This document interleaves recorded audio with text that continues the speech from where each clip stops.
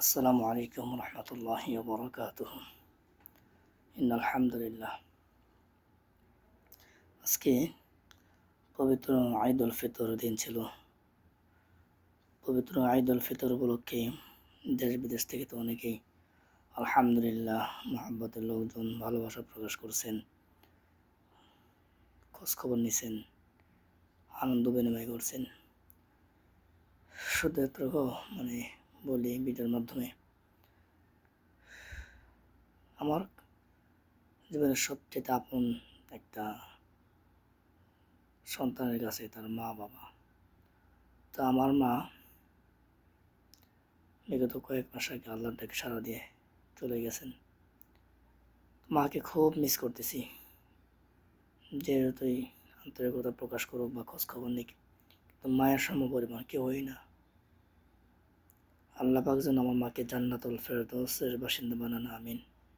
সে দোয়া চাই, দোয়া করি।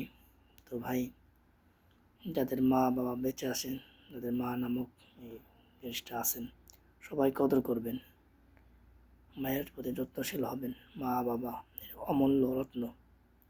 আমরা যারা প্রবাসে আছি, আমরা তো ঠিক মতো মা বাবার খেদমত করতে পারি না। অন্তপক্ষে মা বাবার সাথে একটু কথা বলা, নম্রতার সাথে ভালো ব্যবহার, এটা সবারই করা দরকার, করতে হবে।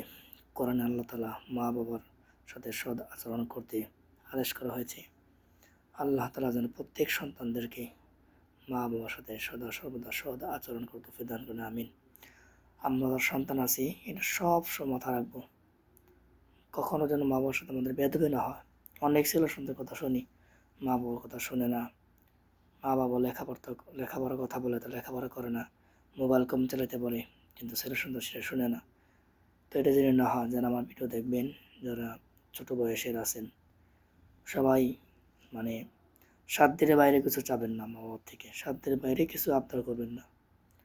প্রত্যেকজন মা বাবাই চায় তার ছেলে সন্তান ভালো থাকুক, তাদেরকে একটু হাসি মুখে দেখতে চায়, কিন্তু অনেক সন্তানাদের সেটা বোঝার চেষ্টা করে না। এজন্য প্রিয় ভাইরা যারা ভিডিও দেখবেন, সর্বপ্রতি আমার আকুল আবেদন, আপনারা কখনো মা বাবার সাথে বেয়াদবি করবেন না। বাবার ইনকাম যেমন আছে তার সন্তুষ্ট থেকে ওই রকম ব্যয় করবেন। অনেক ছেলেরা দেখা যায় দামি দামি মোবাইল, দামি দামি গাড়ি চেয়ে বসে, না দিতে পারলে মা বাবা অসৎ আচরণ করে, দুর্ব্যবহার করে, অনেক ছেলের সন্তান আত্মহত্যা করে, নাউজুবিল্লাহ। এটা পুরোটাই জাহেলিয়াতের কাজ, মূর্খতার কাজ। এগুলো ঠিক না, ঠিক আছে? আরে ভাই, দুনিয়াতে মা বাবা থাকাটাই সবচেয়ে বড় নিয়ামত, ঠিক আছে? মা বাবার সাথে সদা সর্বদাই সদ আচরণ করা চাই। আল্লাহ পাক সবাইকে সেই তৌফিক দান করেন, আমিন। তা আমি সবার জন্য দোয়া করি প্রবাস থেকে, আল্লাহ পাক প্রত্যেকের মা বাবাকে যারা জীবিত আছেন দীর্ঘদিন হায়াত দান করেন, আমিন। যারা কবরবাসী, আল্লাহ পাক যেন তাদেরকে জান্নাতের উচ্চ মাকাম দান করেন, আমিন। আসসালামু আলাইকুম রহমতুল্লাহি ওয়া বারাকাতুহু।